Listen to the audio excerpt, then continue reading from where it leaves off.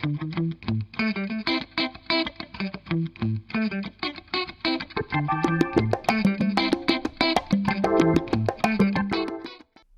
I'm Matt Lampert, Greetings, I'm Robert Folsom. and welcome to Mood and Markets, where we talk about cultural and market trends from a socionomic perspective.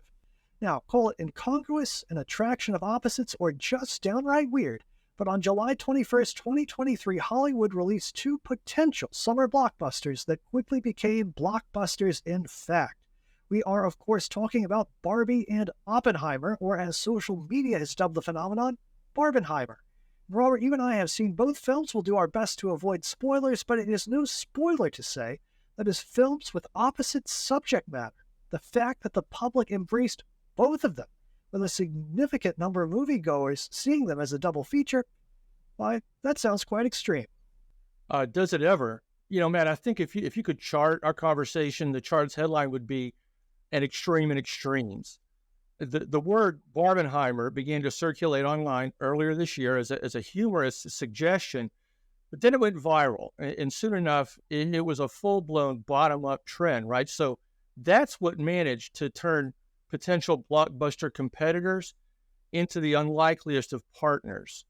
And Robert, that bottom-up character of the trend, the collective psychology behind that is so important because it reflects social mood. I mean, right now, mood reflects a strong mix of the positive and the negative. And of course, we can't always anticipate exactly which events or phenomena will express that mood, but as a socionomist, you know it when you see it. And Barbenheimer is exactly the kind of mixed trend you'd expect when mood is mixed. And so it may seem like Barbenheimer is a I've never seen this before type of moment, but really the study in contrast is very much in sync with what you would expect for a mixed mood period. And as you implied, Robert, the double feature idea and the Barbenheimer phrase itself, I suppose, indeed, that did not come from some marketing phone call between executives at Warner Brothers and Universal. It was a bottom-up phenomenon that first appeared and then went viral on social media. Yeah, and again, the extreme contrast, that is why Barbenheimer became a double feature, never would have happened if these films were alike. And the studios saw the bottom-up energy of the trend, and they understood the opportunity for a bigger box office, and they went all in.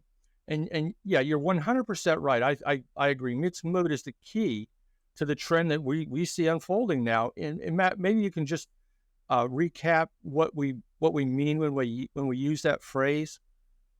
Yeah, mixed mood. I mean, there's always a mix of positive and negative mood expressions. Of course, the world's never one-sidedly optimistic or one-sidedly pessimistic, but the balance between the positive and negative is governed by the trend of social mood. And as mood works through an extreme and begins to transition to the opposing tenor, there is a window of opportunity for significant positive and negative cultural expressions to come to the fore at the same time. And we see an especially vibrant and robust mix as the positive and negative compete for dominance. And we've seen this before, like the boy band The Backstreet Boys and the rock metal group Limp Bizkit trading the #1 spot on the Billboard album chart 4 times in the summer of 1999, or more recently, Taylor Swift and Billie Eilish breaking each other's records in 2019. And then here again, a movie about the development of a weapon with civilization-destroying potential in Oppenheimer, and a movie about Barbie, a doll that the LA wave theorist identified back in January 1994 as a symbol of the bull market, as a positive mood icon. So we're certainly seeing that vibrant mix of mood showing up at the Cineplex. And that said, Robert, I suppose now I can ask, what was your initial take on the Barbenheimer movies? Well, I didn't see them as a double feature. You know how much I love film, but 5 consecutive hours at my age was just a lot. So I did see Barbie first on a Friday, and 2 days later on Sunday I saw Oppenheimer. As for my take, I figured you'd ask that question. So of course my answer is a joke that's not funny. I saw this on Twitter, and the caption says, "This is what you're all going to look like coming out of Oppenheimer in your Barbie outfits." Now, Matt, before you ask, I was wearing something different than she did, but it is kind of how I felt after I saw Oppenheimer as I walked back to my car. So I trust our viewers appreciate the hardship that you and I have endured watching a 3-hour film about the humans who figured out how to kill a city with one bomb, and also watching a 2-hour film about a plastic doll. Yeah, Robert, all I'm hearing is borderline gloating because you got to go to the movies twice. Ouch. Okay, sorry, viewers, I take it back. Actually, in all seriousness, both of these movies did what they're meant to do. They told epic stories, and they did remain true to the main characters. So is that better? That is, and I completely hear you about how the films portrayed their subjects, but Robert, I also think they did so in surprising ways. Yeah, just as a moviegoer, I think Barbie is great entertainment. Truly, it delivered way more than I expected. It was visually spectacular in the way that only a big budget film can be. The plot was engaging, lots of very funny jokes, plenty of pop culture references, even complete scenes that recall other movies. And Barbie doesn't include any profanity or nudity, but in my opinion, it's just not a movie for kids. If I think back to when my daughter was a preteen, she loved Barbies and she played with them, but as an 8 or 9-year-old, to see the Barbie movie, most of the plot and the dialogue would have just gone right over her head. Yeah, and I won't give away any plot details, but it is true that Barbie is a film with an explicit political and sociological agenda. That is not a sentence I thought I would be saying, but it's true.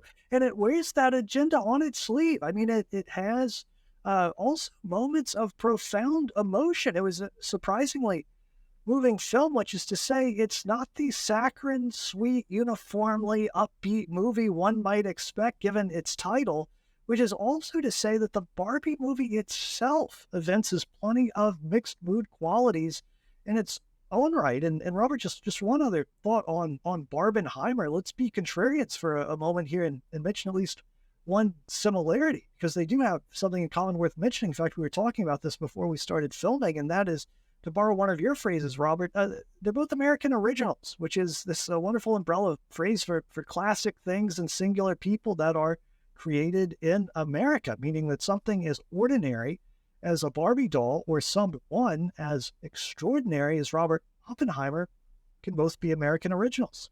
Yeah, it's so true. At a glance, you wouldn't associate John Wayne and jazz music, right? But they're both American originals. And my thought about a similarity worth noting is that Barbie and Oppenheimer are both profoundly postmodern films. I don't want to derail the conversation, but we've been saying Barbenheimer is not a traditional double feature. And so it makes sense that the two films themselves don't follow the rules of traditional visual storytelling. In a postmodern film, anything linear or traditional, that can be subverted. Villains can be heroes. You can have alternate realities where you don't know what's real and what's not. The plot twist can be counterintuitive and transgressive. And postmodern films often include references to pop culture and other movies, as we noted with Barbie. And Christopher Nolan directed and wrote Oppenheimer, and he's a great, incredibly accomplished filmmaker. But in some of his films, he'll shuffle the timeline like a deck of cards. Thankfully, he avoided doing that during Oppenheimer. Well, Robert, on that postmodern theme, I mean, it sounds like what you're describing, it really reminds me a lot of the movies and television that we've seen over the last several years. And it also sounds like you're saying maybe Barbie and Oppenheimer could well be a triumph for postmodern film. And it's certainly true that they're popular. We know that Barbie reached the $1 billion box office mark, and Oppenheimer, while it grossed less, it did manage already to become the highest grossing World War II film of all time. All true. And so please bear with me while I go even more meta. You could even argue, and I'm sure people have, you could argue that the postmodern era itself, in the broadest sense of what humans can be certain of, that era began with Einstein saying that time and space are relative. The theory of relativity means we don't live in a linear universe. That was barely a century ago. Next thing you know, Barbie and Oppenheimer are blockbusters in a double feature. In the blink of an eye, I suppose. And may I say that you are making a very postmodern observation about postmodernism. So thank you. So well done. But I think you're right. And the serious truth is you can draw a connection from relativity to quantum physics and then to the atomic bomb. And socionomically, Einstein proposed his theories of special and general relativity in 1905 and 1915. Both of those came during a 2-decade-long negative mood trend. But the atomic bomb was not developed during the positive mood of the 1920s. Of course, it would come during a subsequent 2-decade negative mood trend of its own that lasted from 1929 to 1949. Right. And I'm willing to say I agree about the connections from relativity to the bomb, even if saying that moves both of us above our pay grade. But it was only fair to mention Einstein. And let's just say he does show up in Oppenheimer. Matt, you asked me for my take on Barbie. Please, let's hear what was yours on Oppenheimer. Well, the climactic cinematic moment in the film involves the initial test detonation of an atomic bomb. And that's not a spoiler in the same way it's not a spoiler to say that in Titanic, the boat sinks. It's clear that was going to be a central moment of the film. And what I thought was socionomically relevant was the recurrence of the atomic bomb back into the zeitgeist. Robert Prechter did a study years ago that showed our benchmark sociometer, the PPI adjusted Dow Jones Industrial Average, charted against an inverted plot of annual nuclear weapons tests.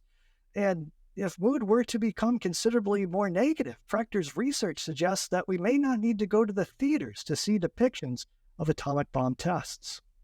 No question that the test detonation, that is the climactic moment. Not many 3-hour movies can get the award for Best Picture. I do think Oppenheimer will. I can't imagine a better film being released this year. That said, Matt, I don't recall ever a movie leaving me with the kind of existential dread that I felt for a day or two after watching Oppenheimer. And I'm not kidding. Did you feel any of that? I struggle even to put into words how I felt, Robert. I suppose I could say I felt the opposite of feelings, almost just a blank absence of emotion, almost a coldness as I left the theater after seeing that movie. Right. Again, just, speaking on my own behalf, the closest thing to what I felt I can recall goes back 50 plus years. My dad was a huge movie lover. And what that meant for me was after about the age of 10 or 12, my dad started taking me to the movies my mom wouldn't go see. And that meant films like The Wild Bunch, Easy Rider, Straw Dogs. Now, please don't hate on my dad for that. I had great parents, but even as an adult, a movie can get in your head. And those late 1960s and early 70s films that I mentioned, they made emotional demands that I wasn't equipped to deal with. And all I can recall is the confusion and brain turmoil that reappeared with seeing Oppenheimer. Wow. Yeah. And, Robert, a moment ago, I mentioned the politics in Barbie, and politics also play a central role in Oppenheimer. So maybe we can do our best to touch on that theme without touching the hot stove, so to speak. The gender politics in Barbie make it the more inviting target for today's culture wars, specifically that the movie does have a feminist agenda. I'm eager to get your thoughts on that. Okay, let's see if I can be honest in my reply and still avoid the angry emails. I can stipulate to Barbie, the movie, being feminist, as long as, like, in the same breath, we acknowledge that the Barbie doll herself has always been a feminist. And the movie simply stays true to the identity Barbie had always, and that's as an independent female who's not one-dimensional. Yeah, and she's certainly, Barbie does have high aspirations. Over the years, she's been everything from an astronaut to a doctor to a firefighter, and the movie absolutely embraces that legacy of female empowerment, but it also embraces the feminist critique of Barbie. So in the movie, the Barbie brand leans into a more mixed mood and also leans into a more combative politics, so which it does especially with regard to its depiction of Ken. Should we say a word or two about that? We can indeed do that. And here, too, I think the movie was true to who Ken has always been. Like, the Ken doll. He's a Barbie accessory, like Barbie's car and Barbie's house. But again, this is a postmodern film, and you already alluded to it.